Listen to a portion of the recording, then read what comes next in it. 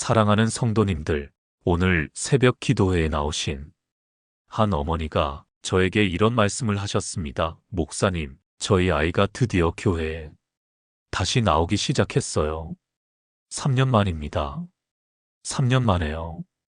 그 어머니의 눈에서 흐르는 눈물을 보면서 저는 하나님의 신실하심을 다시 한번 느꼈습니다. 믿음의 가족 여러분, 혹시 지금 이 순간에도 자녀 때문에 마음이 찢어질 것 같으신 분들이 계십니까? 한때는 그렇게 믿음이 좋았던 아이가 교회를 떠났습니까? 세상 친구들과 어울리며 방황하는 자녀를 보면서 매일 밤 눈물로 베개를 적시고 계십니까? 정말 그 마음이 얼마나 아프신지 저도 압니다. 목회를 하면서 수많은 부모님들의 눈물을 보아왔기 때문입니다. 하지만 오늘 저는 여러분께 확실한 소망의 메시지를 전해드리고 싶습니다. 하나님은 우리의 기도를 반드시 들으십니다. 부모의 간절한 기도는 결코 땅에 떨어지지 않습니다. 오늘 말씀을 통해 우리는 4가지 놀라운 진리를 발견하게 될 것입니다. 첫 번째로 하나님께서 부모의 기도를 특별히 기억하신다는 사실을 알게 될 것입니다.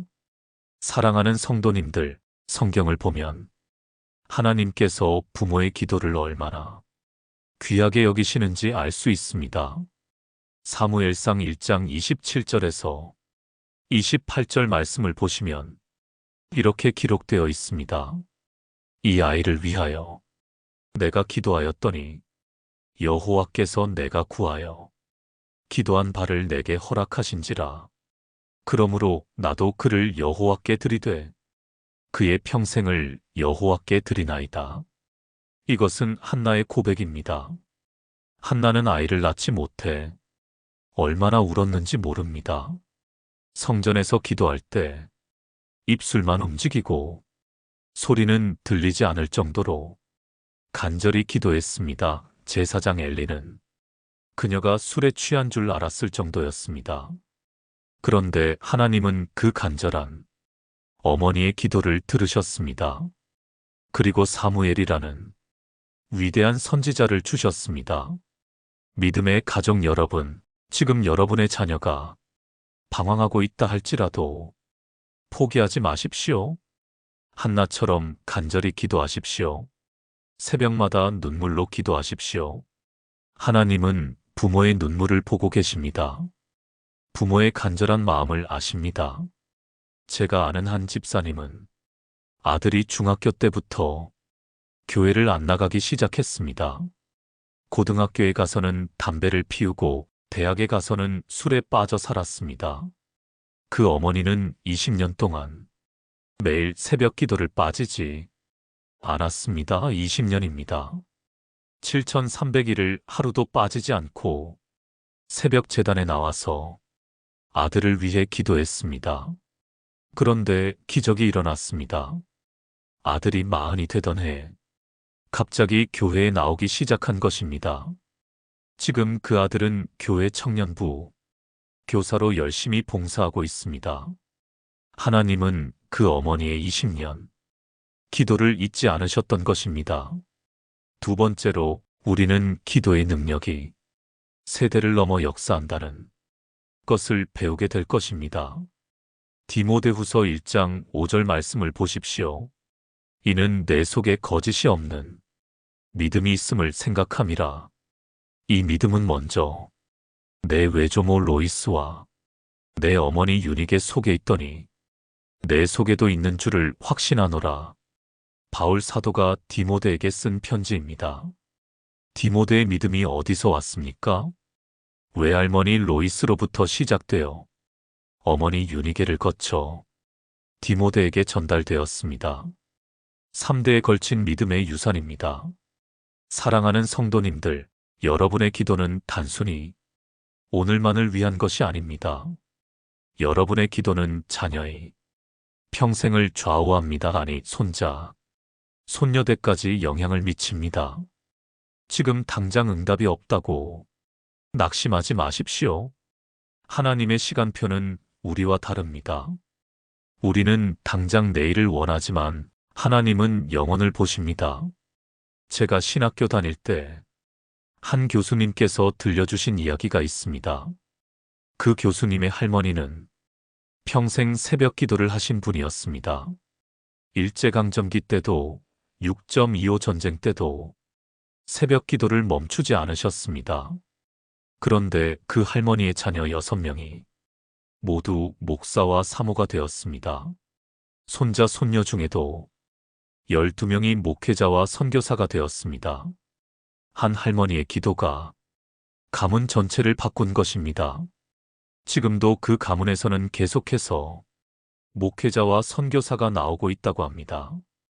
이것이 바로 기도의 능력입니다. 세대를 넘어서 역사하는 기도의 능력입니다. 여러분도 이런 믿음의 유산을 남기실 수 있습니다.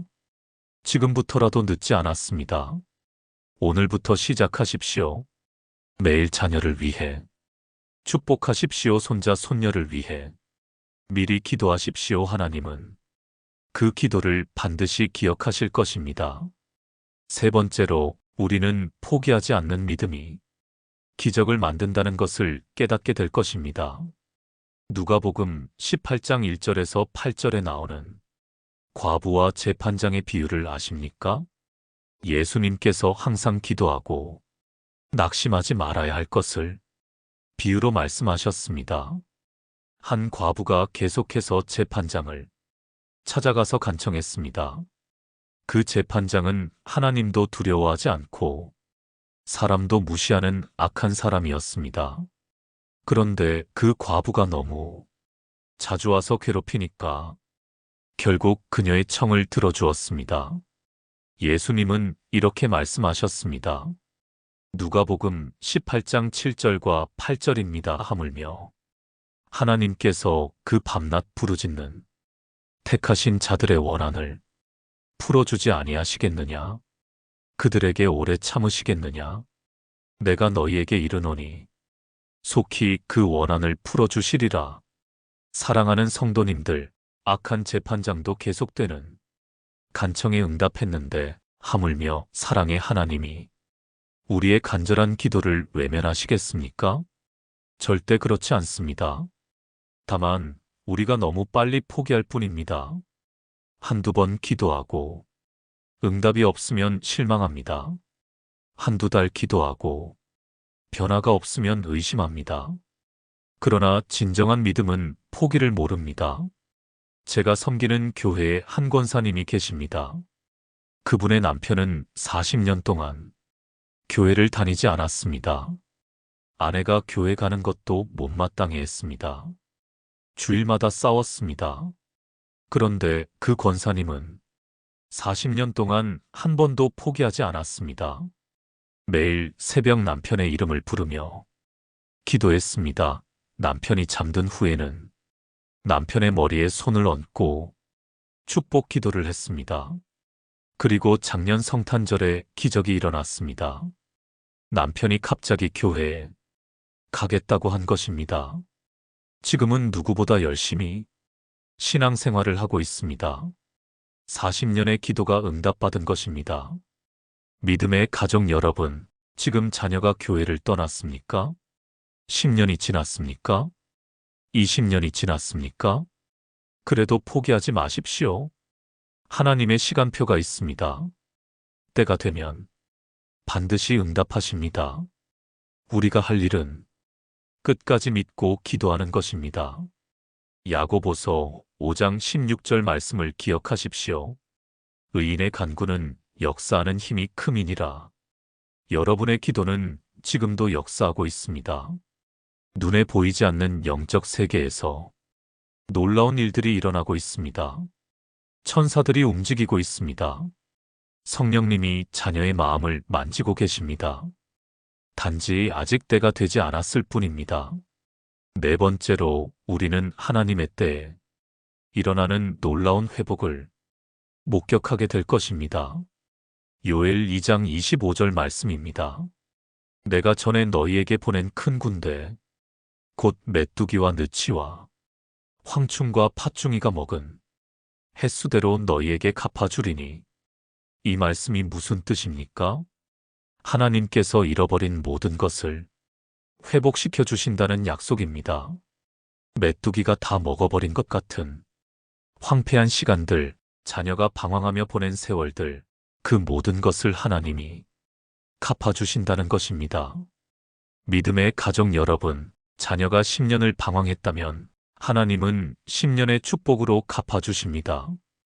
20년을 헛되이 보냈다면 20년의 은혜로 채워주십니다. 이것이 하나님의 회복의 법칙입니다. 제가 아는 한 목사님의 간증입니다. 그 목사님의 아들은 대학 시절 완전히 타락했습니다. 마약까지 손을 댔습니다.